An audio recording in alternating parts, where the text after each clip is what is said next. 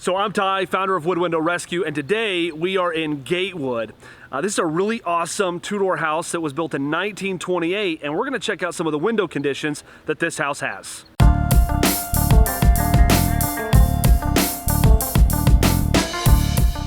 And so starting right here on the front elevation of this house, there's a lot of things that are really concerning to begin with. You can see right here the glazing. So the traditional glazing has all fallen off here, and it's chipped and brittled. You can see that that's pretty much all the way around the window. You can see that the wood is now exposed. The paint is chipping off. Now, paint chip is a really, really big concern because when you see paint chipping on a window, what you're actually seeing is lead paint most often. Anything built before 1978 most likely has lead paint in it. And so this is all lead paint. So if you have pets or children, this is going to be a major concern. Second thing I'm seeing is I see the metal that's wrapped around here. Now this metal that's wrapped around here is most likely an indicator that everything behind this metal has got significant rot or maybe termite damage. So then we're gonna look at these porch windows right here. Now the cool thing about porch windows is typically they're gonna be in much better condition because they've been protected from the elements. So you can see looking at these windows here, the glazing is in better condition, but it's still got a lot of crack and you got a lot of flaking paint. Next thing here is you've got a large piece of broken glass. So when you see broken glass, what you can think is this is a place for air and moisture, water, to infiltrate and get inside of your house. Once again, here we have this metal that's all the way around, and I can show you how that metal indicates something larger by looking at this window right beside it. So if you look, get in here close, look at all of this that's missing. Look at all the caulking that's been bunched up there to fill that space. And this is not a good sign. When you can stick your hand that far in a wall from the outside, that's not good. So that's a place for water to get in, for moisture to get in, for air to get in. And also think about bugs and rodents. Squirrels, surprisingly enough, will get inside of gaps like this. And we move our way around to the side of the house here. One of the things I really like about this house is the awnings. Now in a lot of modern renovations, you're gonna see people come and take these awnings down. But these awnings actually protect the windows and they improve the energy efficiency. So they're gonna stop sun from getting in and increasing the overall temperature in the house. One of the big things that we do is encourage homeowners to get new storm windows that are historically appropriate, but any storm window is better than no storm window.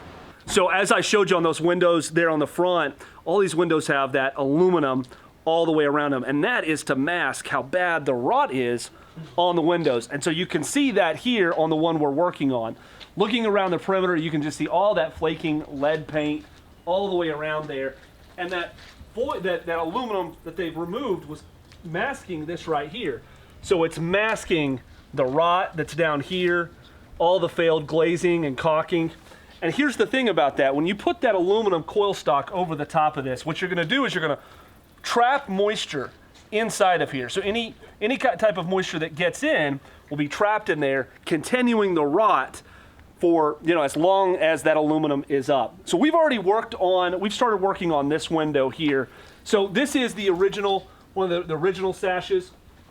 This one right here in the center, now this is an ever sash. So what we're doing is we're doing an ever sash with our draft stop in this window. It'll be really cool to look at from the inside. And then because of that seal is completely rotted, we've replaced the seal all the way across.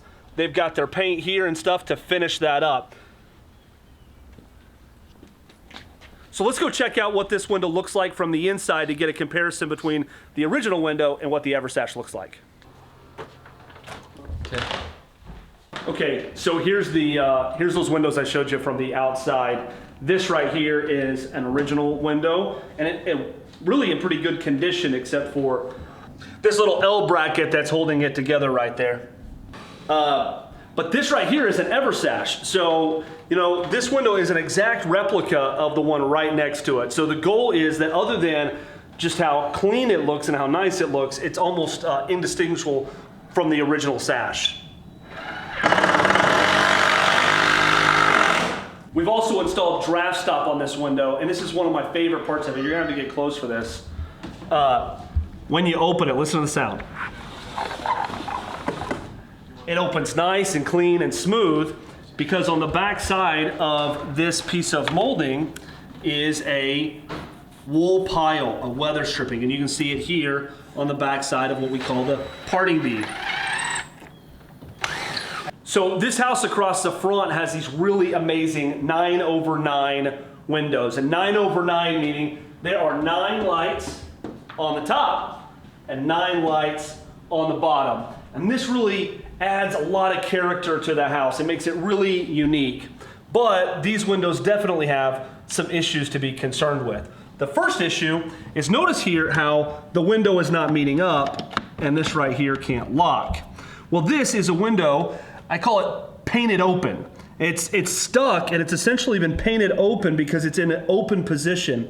And that allows right there for air infiltration, air to come through this gap right here and bring outside air in. So what can that do? That can bring dirt and dust in the house, but it also can bring, think of like pollen, allergens, those types of things. Also think about the energy efficiency of this. In the summer, that's bringing hot air into your air conditioning, but you're really gonna notice it in the winter when it brings cold air in from the outside. So that's why people are always saying how cold their wood windows are. That is typically because they've been painted open. As you can see right here, we've got flaking paint. And when I see flaking paint, what I always think about is lead paint. Any house built before 1978, and especially those built pre-war, definitely that paint, when it's white like this, can most likely be lead-based paint. And if you've got pets or children, that can be really, really concerning. Another issue that I see here is you've got the ropes all painted. Now, good news is the weights are still in the wall here, and they still work well, but these painted ropes, they're gonna deteriorate and break, and I'm sure that if we make our way throughout the house, we will find some broken ropes somewhere. Okay, let's just see if this window will even open. Now, like I said, the weights work, but, oh, we got this one open, but when the window, it doesn't open up very well. And when you look down here, when a window's not opening up very well, what you're gonna get is a lot of dirt and dust deposited there. And you know, these windows are beautiful, and the idea to be able to look out of them and see your neighbor and your community, but have all of this dirt and grime and spider webs, you know, it takes away from the overall aesthetic and the overall beauty of this house and these windows. So you got additional paint chipping right here.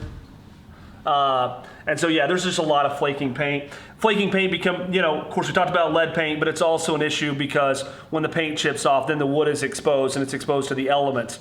And think about this, there's elements outside, moisture outside, but there's also elements inside. If your house has been recently renovated, the humidity level has changed in your home, which may, if you have paint flaking, add to the windows rotting from the inside, not just the outside. So these windows right here used to have storm windows on them, and you can see that by this aluminum track here. And storm windows are really important for old wood windows. One of the most common reasons, or one of the reasons they're most important, is because for the energy efficiency. So they're gonna give you a double pane efficiency on an old window. So it allows you to have a really, really energy efficient window. The second is it's gonna eliminate air infiltration. And I've talked a lot about air infiltration.